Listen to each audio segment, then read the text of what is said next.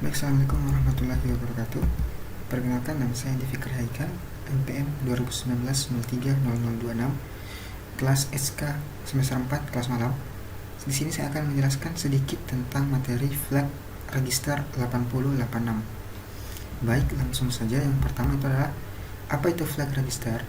Sesuai dengan namanya, flags, yaitu bendera, atau flags register ini menunjukkan kondisi dari suatu keadaan sesaat, ya atau tidak, dari mikroprosesor. Bit-bit pada flag register akan mengalami perubahan tergantung proses yang baru saja berlangsung.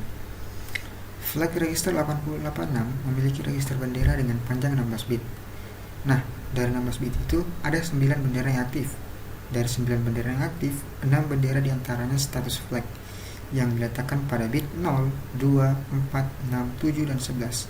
Sedangkan 3 bendera lainnya, yaitu control flag, diletakkan pada bit 8, 9, dan 10. Nah, di sini kita bisa lihat 6 bendera atau bendera kondisi digunakan untuk menunjukkan kondisi-kondisi yang dihasilkan oleh pelaksanaan instruksi, yaitu bendera CF, ya. Kemudian ada PF, kemudian ada AF atau auxiliary carry flag, kemudian ada ZF, zero flag, sign flag, dan overflow flag. Nah, kemudian 3 bendera lainnya, bendera kontrol, digunakan untuk mengendalikan beberapa operasi prosesor. 3 bendera kontrol diset dan direset oleh instruksi khusus yang ada pada program. Bendera itu adalah TF, ini ya, trap flag, ya. Kemudian ada ini single step track flag. Kemudian ada IF itu atau interrupt flag. Kemudian ada DF atau direction flag. Nah, kita di sini bisa lihat bahwa pada bit 0 di situ simpan CF, kemudian pada bit 2 PF, 4 AF, kemudian 6 dan 7 itu masing-masing ZF dan SF, ya. Kemudian pada 8, 9, 10 itu TF, IF, dan DF, ya. Sesuai seperti tadi di atas bahwa, atau pada slide sebelumnya, bahwa 6 bendera atau yang status flag diletakkan pada bit 0, 2, 4, 6, 7, dan 11. 0, 2, 4, 6, 7, dan 11 atau sampai overflow flag.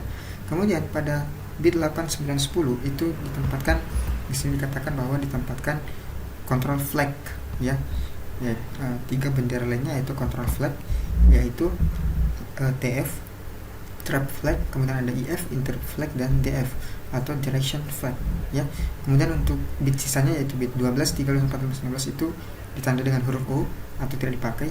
Itu juga berlaku pada bit pertama atau bit 1, bit ketiga, bit kelima, dan 12, 13, 14, 15, ya. Itu tidak dipakai, disimbolkan dengan U. Nah, kemudian status flag, overflow flag. Jika OF sama dengan 1, maka terjadi sign overflow. Namun jika OF sama dengan 0, maka akan terjadi 4 kemungkinan jika kita melakukan operasi aritmetika seperti penjumlahan. Yang pertama adalah tidak terjadi overflow, kemudian yang kedua sign overflow saja, kemudian yang ketiga, kemungkinan yang ketiga yaitu unsigned overflow saja, kemudian kemungkinan yang keempat bisa saja kedua-duanya berfungsi, yaitu sign overflow dan unsigned overflow. Ketika OF-nya sama dengan 0, maka 4 kemungkinan ini bisa saja terjadi. Kemudian carry flag atau CF sama dengan 1 jika ada carry out dari most significant bit MSB pada proses penjumlahan, atau ada borrow atau peminjaman, ya, peminjaman masuk pada MSB dari suatu operasi pengurangan, dan jika tidak, maka CF sama dengan 0. CF juga dipengaruhi oleh pergeseran atau shift dan rotasi atau rotate. Kemudian PF atau parity flag. Jika PF bernilai 1, maka pelaksana perintah menghasilkan jumlah bit 1 atau genap. Jika PF sama dengan 0, jika pelaksana perintah menghasilkan jumlah bit 1 sama dengan ganjil. Contoh, jika hasil operasi terakhir adalah 26, 11010 dalam binar, flag paritas akan menjadi 0 karena jumlah bit 1 adalah ganjil. Di sini kita bisa lihat jumlah angka satunya ada 3, yaitu 1, 2, 3. Maka jika jumlah bit satunya ganjil, maka akan menjadi 0, ya. PF-nya akan 0. Nah, jika parity flag-nya atau jika hasil operasinya sama dengan 10 atau 1010 dalam binar, maka parity flag-nya menjadi 1 karena jumlah bit satunya genap, ya. Kita bisa lihat sini ada 2, 1, 0, 1, 0, ya, maka flag paritiesnya diset menjadi 1. Kemudian ada yang disebut dengan auxiliary carry flag AF. Ini mirip dengan CF, namun diset oleh operasi BCD, binary code decimal. Kemudian lanjut ke ZF atau zero flag. Nah, ZF sama dengan 1 jika operasi menghasilkan bilangan 0. Ya, jika hasilnya 0, jadi jika kita melakukan sesuatu operasi dan menghasilkan bilangan 0, maka ZF-nya bisa saja bernilai 1. Kemudian ada yang disebut dengan science flag, merupakan nilai MSB hasil operasinya yang menunjukkan tanda ZF sama dengan 1 jika bertanda negatif dan ZF sama dengan 0 jika hasil operasinya bertanda positif. Kemudian 3 flag terakhir yaitu control flag yang berada pada bit 8, 9, dan 10. Yang pertama adalah trap flag. TF diset bernilai 1, maka mikroprosesor akan bekerja langkah demi langkah sehingga dapat digunakan mengecek jalannya suatu program.